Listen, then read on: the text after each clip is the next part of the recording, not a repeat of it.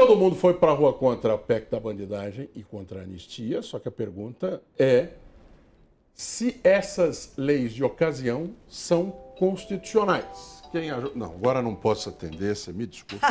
Agora eu vou conversar com nós vamos conversar com a advogada Evelyn Agostinelli para entender um pouco mais sobre esses assuntos. Olá, doutora Evelyn, muito bom dia. Olá, Eduardo. Bom dia a todos vocês. Bom dia, audiência da TVT News. Eu me lembro que quando, alguns anos depois, logo depois que veio a Constituição, começaram a fazer uma série de emendas, né? E a turma dizia que tinha aquela piada que você ia na banca de jornal, pedia, ia na livraria e pedia, tem a Constituição brasileira? O cara falava, não trabalhamos com periódicos, né? Não, então, porque a coisa mudava muito rapidamente. Deu uma parada nessa história, só que agora de novo, como a gente estava falando aqui, os tempos da política mudando querem fazer com que o tempo da legislação, os tempos da política na internet surgindo, querem fazer com que o tempo do parlamento e também nas próprias definições dos esteios do país, a partir da Constituição, também mudem. E não é assim, eu não mudo o que eu quero, mesmo que eu tenha a maioria, né, doutora? Isso, Eduardo. Na verdade, assim, o que eles estão querendo alterar com a PEC da blindagem ou da bandidagem, né, como está sendo chamado, não faz sentido para um contexto social que nós vivemos. Faz sentido para a blindagem deles mesmos, faz sentido por um desejo que eles têm de se proteger da própria lei. Então, só por esse fato, não tem nada a ver com conjuntura social, com mudança de pensamento político ou de necessidade, né, do Brasil. Tem muito mais a ver com a necessidade própria deles, que eles, né, sabem de coisas que a gente não sabe. Então, a gente tem o direito, pelo menos, de desconfiar do que eles estão querendo se blindar, efetivamente. Mas essa mudança da PEC da blindagem, ela é até inconstitucional, na minha visão. Ela fere 4 princípios muito caros para o direito constitucional. O mais básico deles seria o princípio da isonomia ou da igualdade, porque coloca os deputados e senadores num patamar diferenciado dos cidadãos brasileiros, como se eles fossem mitos, né? Como se fossem deuses diferenciados. Também a separação dos poderes, que é uma coisa que você retira do poder judiciário, um dever que eles têm, né? Os juízes, de processarem, julgarem cidadãos, incluindo essas pessoas, esses parlamentares, e como um dever que eles têm, é um direito da sociedade de ver a justiça acontecer também, né?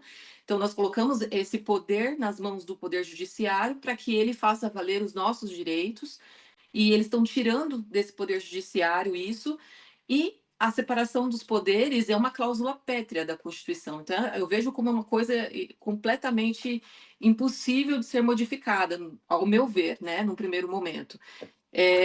Acho que também a transparência, porque eles querem primar para uma votação secreta, ou seja, nem aparecer, nem deixar seus nomes em aberto, eles querem, o que coloca a sociedade refém, mais ainda, dessas pessoas, né?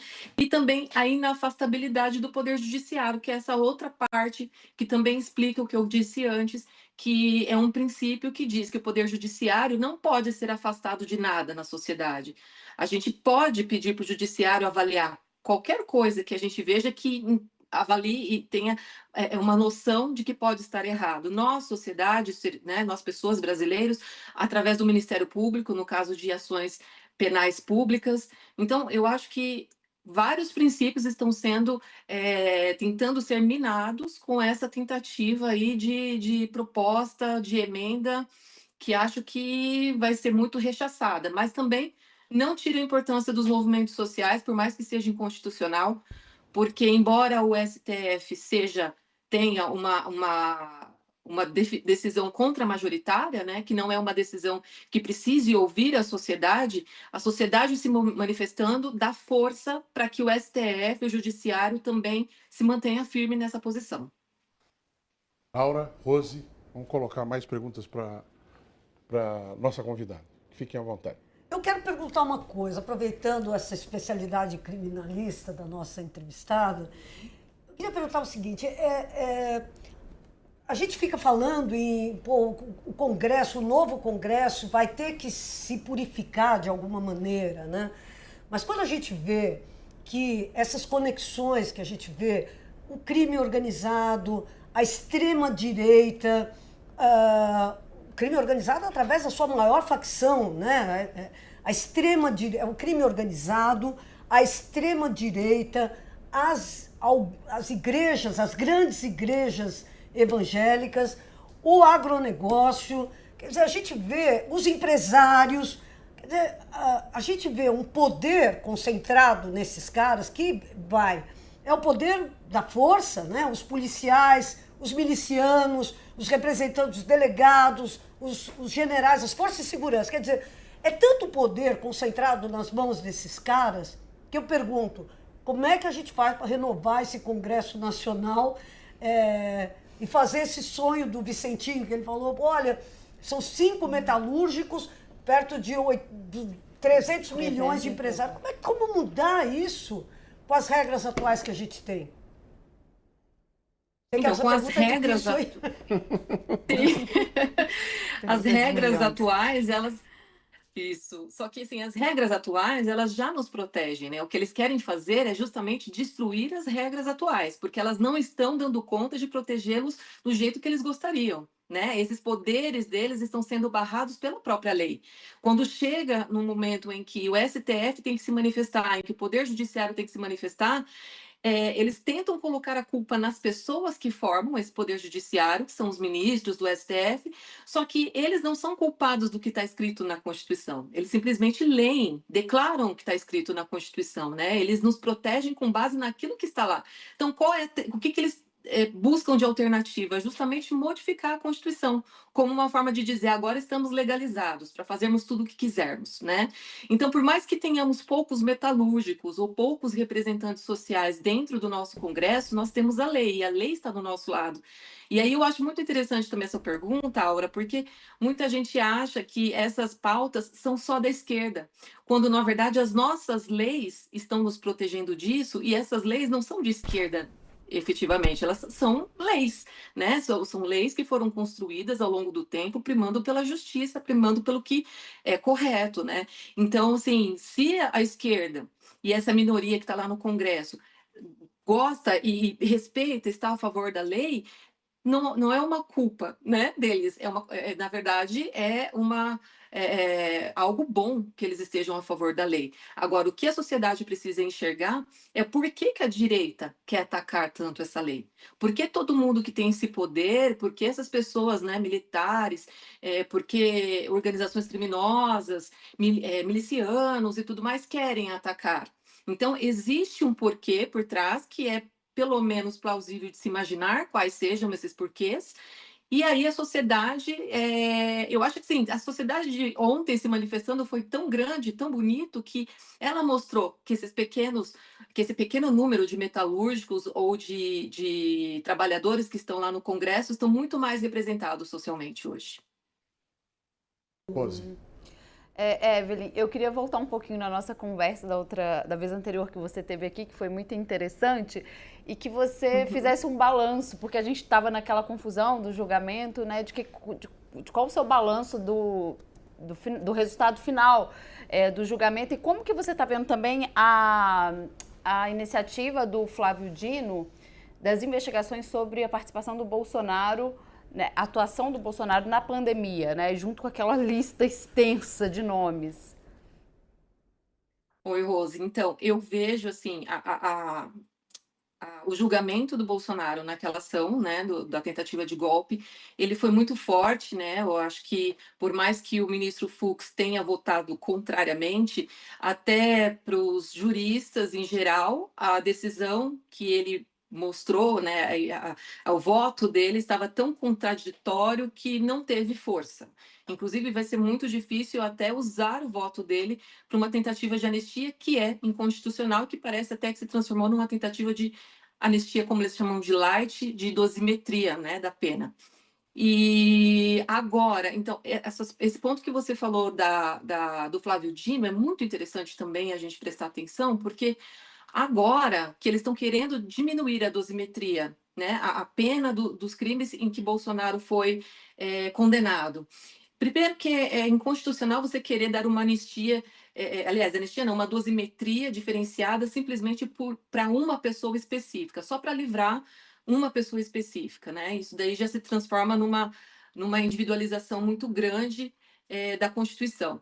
E aí você vai lá e diminui a dosimetria dos crimes pelos quais ele foi condenado, e vamos supor que de 27 anos ele diminua aí para uma dosimetria de, sei lá, 15 anos, 10 anos. Ok. Estaria completamente discutível essa atuação do Congresso dentro do Poder Judiciário. Mas, mais do que isso, e se agora, a partir da ação contra Bolsonaro, se houver uma denúncia a respeito dos crimes que ele cometeu na Covid, e havendo ainda essa ação criminal também, que o Eduardo estava até colocando ali, de que provavelmente logo mais o PGR vai fazer contra Bolsonaro em relação à coação do Poder Judiciário, em que ele participa com o filho. Então, quer dizer, se ele for mais uma vez condenado nessas outras ações, depois dele ter diminuído a sua dosimetria da pena antes, significa que a gente vai de novo estar à mercê desse Congresso para diminuir mais penas agora? Porque ele pode até diminuir, né, de alguns crimes de agora que ele foi condenado, mas e dos próximos? Será que a gente vai ter que encarar isso também? Então, é muito complicado, sabe? Eu acho que os crimes que estão lá no relatório da CPI da Covid são muito graves. Eu li um pouco desse relatório e vi assim, que existe muita materialidade. Então, a chance de Bolsonaro ser condenado, se for processado e julgado nesse né, contexto da Covid, acho muito provável que ele seja condenado também. E lá, por exemplo, existe um dos crimes, que eu acho que é o crime que mais tem, que tem a pena maior lá, que é a respeito da epidemia, que causa morte, que resultou em morte. Ele pode pegar até 20 anos, né, de prisão. E aí, aliás, a partir de 20 anos, que é o mínimo. E aí ele pode, inclusive, por já não ser mais réu primário e ter antecedentes, por já ter sido condenado recentemente pelo STF, então ele vai ter pena aumentada ainda por isso, né? Até pela reincidência de alguns crimes, eventualmente. Então, é uma questão a ser discutida e analisada, e eu acho que o nosso Congresso, que quiser livrar a cara dele, vai ter um trabalho muito grande. Estou vendo aqui, inclusive, há uma preocupação em torno dessa acusação que a doutora Evelyn estava falando agora. A princípio, eu não vi acusação lá com relação às mortes, hein?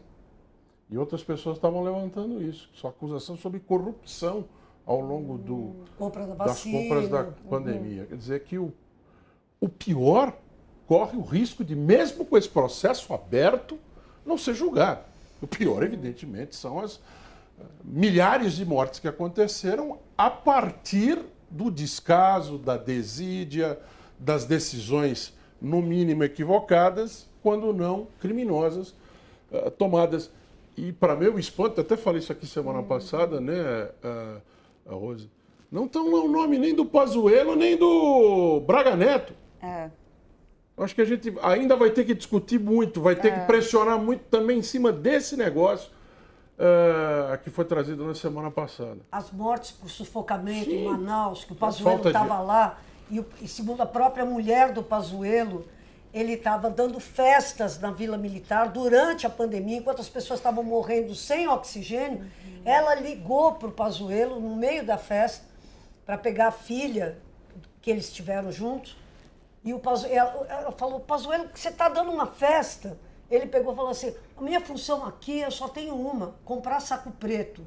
Isso, e ele estava lá em Manaus. E ele estava lá para resolver isso, quer dizer, então, é um negócio, e é claro que as famílias dos enlutadas da pandemia sabem que isso é de fato a coisa que deveria estar sendo, porque foram 700 mil mortes, né? Quer dizer, foram 700 mil mortes, uma campanha de desinformação vergonhosa com a distribuição daqueles remédios que não tinham efeito nenhum sobre a Covid. Então, enfim, má fé mesmo, né? Então, eu acho que isso aí é uma coisa gravíssima mesmo, que deveria estar envolvendo esses caras aí. Sim, até a questão do oxigênio da Venezuela, teve uma demora do Brasil em dar resposta e fornecer a infraestrutura. Ele não mandou buscar de avião, teve que vir de caminhão. Né? Exatamente. Então, nossa, realmente eu acho que a gente precisa entrar nessa etapa também da discussão sobre os crimes da pandemia e discutir isso de forma muito séria, porque isso foi o